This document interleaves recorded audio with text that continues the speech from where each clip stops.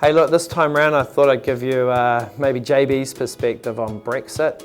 Last Thursday, Friday, it certainly scared me a lot. I've been waiting for some sort of global trigger that might sort of set all of the markets off, and clearly last week it set off the share market and also the currency.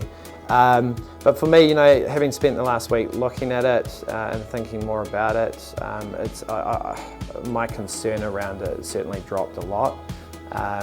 The reality is there are big issues around the globe at the moment, and some of those are in Europe, and maybe the UK leaving the European Union will exacerbate those. We saw some issues with the Italian banks in the last couple of days.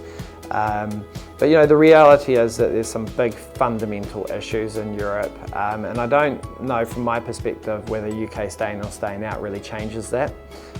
In a way, you can sort of see what's driving this sort of thing in terms of high levels of immigration and a lack of control around policy settings that were important for the UK. They've had massive levels of immigration, and there's a lot of people that have been disenfranchised through that process.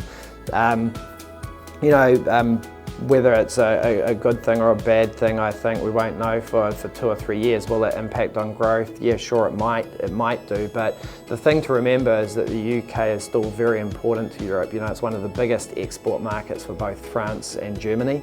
So I don't think you're going to see the relationships deteriorate to the level that maybe people were portraying they would before the vote, and certainly just after the vote. So it's really just wait and see and see what happens. The biggest, I guess, problem for me that's come out of Brexit is just what it's done to the UK itself, and that it's really split the country in half.